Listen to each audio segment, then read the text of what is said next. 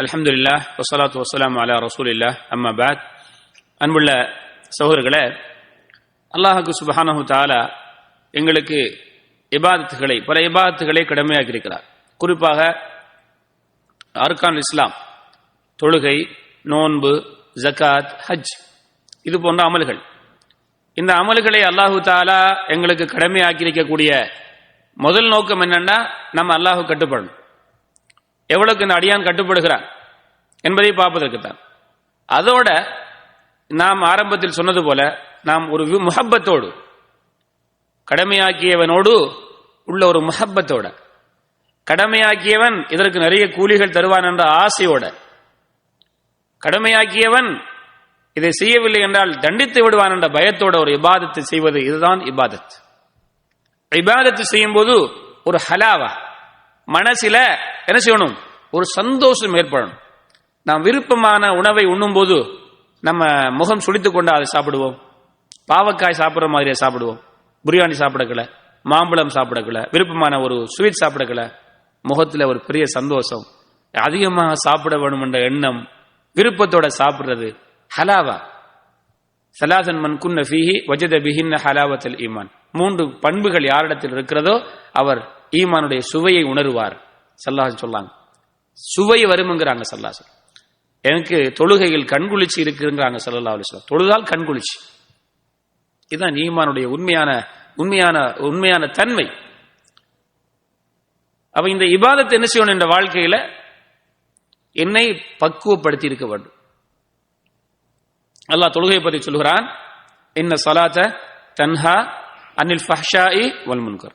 நிச்சயமாக தொழுகை மானக்கேடான வெறுக்கத்தக்க காரியங்களை அந்த தொழக்கூடிய மனிதனை தடுக்கும். தொழுகிற மனிதனா ஒன்னு அந்த தொழுகை நீ மானக்கேடான வேலையை செய்ய விடாது, வெறுக்கத்தக்க வேலை செய்ய விடாது, தடுக்கும். ஒன்று அப்படிப்பட்ட ஒரு தொழுகை தான் அல்லாஹ் எங்களுக்கு கடமையாக்கிய தொழுகை. அப்ப தொழுகை ஒரு மனிதனை பக்குவப்படுத்துகிறது. அதே போல அல்லாஹு தஆலா சதகா, ஜகாத்தை பற்றி சொல்கிறான், குல் மின் அம்வாலிஹிம் சதகத்தன் துதஹிருஹும் வ துஸக்கீஹிம். நபியே, அவர்களிடத்திலிருந்து, என்னுடைய அடியார்களிடத்திலிருந்து, உங்களுடைய உம்மத்திடத்திலிருந்து ஜகாத்தை நீங்கள் அறவிடுங்கள். அவர்களை தூய்மைப்படுத்தக்கூடிய, அவர்களை சுத்தப்படுத்தக்கூடிய. அப்ப இந்த ஜகாத் என்ன செய்கிறது, நம்மளை சுத்தப்படுத்துகிறது. கஞ்சத்தனத்திலிருந்து நம்மளை சுத்தப்படுத்தக்கூடிய ஒரு வணக்கமாக அல்லாஹ் அதை ஆக்க சொல்கிறான். அல்லாஹ் ஹஜ்ஜை பற்றி சொல்கிறான், ஃபமன் ஃபரல ஃபீஹின்னல் ஹஜ்ஜ ஃபலா ரஃபஸ வலா ஃபுசூக வலா ஜிதால ஃபில் ஹஜ். ஹஜ் செய்ய போறீங்களா, வீண் பேச்சுக்கள் பேசக்கூடாது. அந்த ஹஜ்ஜுடைய காலங்களில் கணவன் மனைவி உறவு கொள்ளக்கூடாது. அதே போல சண்டை பிடிக்க கூடாது. ஹஜ்ஜில் போய் உங்களை பக்குவப்படுத்திக்கிட்டு வாங்க, போய் நீண்ட நாட்கள் ஒன்றாக போய் அமல் செய்ய போறீங்க, தேவையில்லாத பேச்சுக்கள் பேசி சண்டைகள் பிடித்துக் கொண்டு வரக்கூடாது, உங்களை பக்குவப்படுத்த வேண்டும் ஹஜ். அதே போல ஸல்லல்லாஹு அலைஹி வஸல்லம் அவர்கள் இந்த நோன்பு சொல்றாங்க, மல்லம் யதா கௌல ஸூரி வல் அமல பிஹி ஃபலைஸ லில்லாஹி ஹாஜத்துன் ஃபீ அன் யதா தஆமஹு வ ஷராபஹு. இந்த நோன்பை பிடித்துக் கொண்டிருக்கூடிய மனிதன் பொய் வார்த்தைகள் பேசுவதையும் தவறான செயல்கள் செய்வதையும் விடாம வளமை போல எல்லாத்தையும் செஞ்சுக்கிட்டு நோன்பை பிடிச்சா இவர் தாகித்திருப்பதிலையும் பசித்திருப்பதிலையும் அல்லாஹுக்கு எந்த தேவையும் இல்லை. அப்ப இந்த நோன்பு ஒன்று என்ன செய்யணும், நீ வளமையாக செய்து கொண்டிருந்த தவறுகளை தடுக்கணும். அதே போல ஸல்லல்லாஹு அலைஹி வஸல்லம் அவர்கள் சொல்கிறார்கள், இந்த நோன்பு பிடித்தால், நீ நோன்பு பிடிச்சுக்கிட்டு இருந்தீன்னு சொன்னா என்ன செய்யணும், இந்த நோன்பு நேரத்தில் தேவையில்லாம சத்தம் போட்டு மற்றவர்களை ஏசி கொண்டு பேசக்கூடாது. ஃபலா யஸ்ஹப் வலா யர்ஃபுத்.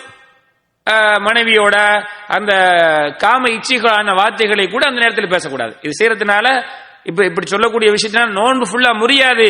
ஆனால் என்ன ஆகாது, நோன்புக்கு கிடைக்கிற உண்மையான சிறப்புகளை பெற முடியாது. அப்ப நோன்பு என்ன செய்யணும், உன்னை பக்குவப்படுத்தணும்.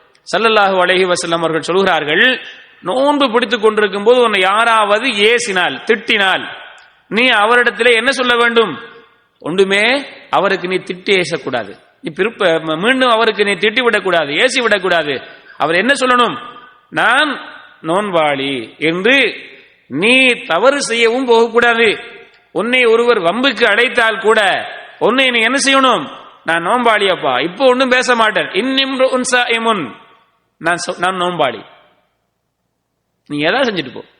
ஆரம்பத்தில் முதல்ல ரொம்ப கோபமானவர், கொஞ்சம் செஞ்சா போதும், அவருடைய வாயிலிருந்து எத்தனையோ வார்த்தைகள் வரும், சண்டைக்கு வந்துடுவார். இப்ப என்ன சொல்றார்? செய்ய மாட்டேன். அப்ப இந்த நோன்பு என்ன செய்யணும்? என்ன பக்குவப்படுத்தணும். இந்த நோன்பு என்ன பக்குவப்படுத்தணும். வெளித்தோட்ட நோன்பாக இது ஆகிவிடக் கூடாது. ஜாபிர் ரலியல்லாஹு தஆலா அவர்கள் சொன்னார்கள், இதா சும்த, நீ நோன்பு நோற்றால், ஃபல் யசும் சம்உக வ பஸருக வ லிசானுக, உண்ட நாவும் உண்ட பார்வையும் உண்ட காதும் உன்னுடைய கேள்வி புலனும் நோம்பு நோக்கணும். நோம்பு நோக்கிற வெளிப்படையில் என்ன? சாப்பாட்டை தடுத்துக்கணும், சாப்பிடக்கூடாது, குடிக்க கூடாது, உன்ன மனைவியோட நீ உடல் உறவில் ஈடுபடக்கூடாது, ஆசையை கட்டுப்படுத்தணும். இது வெளிப்படையான உண்மையான நோன்பு. அது மாதிரி உன்னுடைய நோன்பில் அந்த நோன்புடைய உண்மையான ருசி கிடைக்க வேண்டும் என்றால், முழுமையான நன்மை கிடைக்க வேண்டும் என்றால், உண்ட கண்ணும் நோம்பு நோக்கணும். அப்படின்னு என்ன அர்த்தம்? என்ன அர்த்தம்? தவறை பார்க்காமல் உன்னை தடுத்துக் கொள்ள வேண்டும். உன்ன நாவும் நோம்பு நோக்கணும். அப்படின்னு என்ன அர்த்தம்? தவறை பேசாமல் உன் நாவை நீ கட்டுப்படுத்திக் கொள்ள வேண்டும்.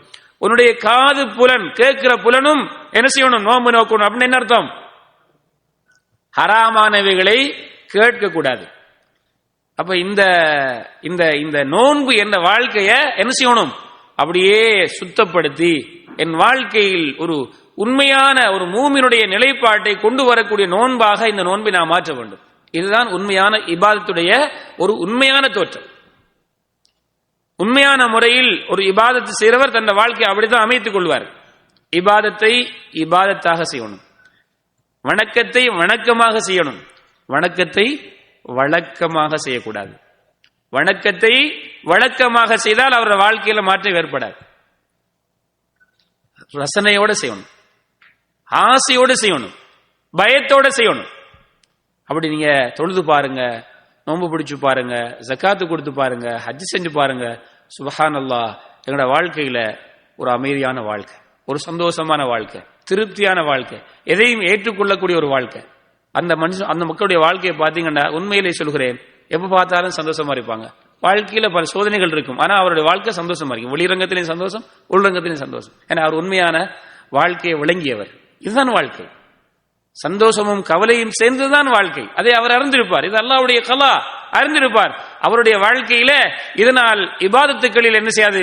ஏற்றம் இறக்கம் பெருசாக இருக்காது. தொழுகையில், நோன்பில, ஜக்காத்துல, ஹஜ்ஜில எந்த குளறுபடியும் இருக்காது. தவறுகளில் மூழ்கி இருக்க மாட்டார். ஏன்? அவர் உண்மையான ஹயாத், இந்த உலக வாழ்க்கையை உண்மையான நிலைப்பாட்டை அறிந்தவர். ஆகிய அருமை சகோதரர்களே, இந்த நோன்பு என் வாழ்க்கை என்ன செய்யணும்? அப்படியே மாற்றி அமைக்கணும். என்ற வாழ்க்கையில ஒரு பெரிய மாற்றத்தை கொண்டு வர வேண்டும். அப்படிப்பட்ட நோன்பாக இன்ஷா அல்லாஹ் இந்த ரமலானுடைய நோன்பை நாம் இதுக்கு முதல்ல அதை அறிந்து கொள்ளாதவர்கள் ஆக்க முற்படுங்க, செய்து பாருங்க. உங்களுக்கு வேணும் என்ற நிம்மதி தானே, சந்தோஷம் தானே, செஞ்சு பாருங்க, கிடைக்கும். இன்ஷா அல்லாஹ் உலகத்திலும் கிடைக்கும், மறுமையிலும் கிடைக்கும். அப்படிப்பட்ட ஒரு நோன்பாக அல்லாஹ் எனக்கும் உங்களுக்கும் நோம்பிய வாழ்க்கையை மாற்றி அமைக்கக்கூடிய ஒரு நோன்பாக, மற்ற இபாதத்துடைய வாழ்க்கையை மாற்றி அமைக்கக்கூடிய இபாத்தாக ஆக்குவானாக. ஆகிரு தஅவானா அல்ஹம்துலில்லாஹி ரப்பில் ஆலமீன். அஸ்ஸலாமு அலைக்கும் வரஹ்மத்துல்லாஹி வபரகாத்துஹு.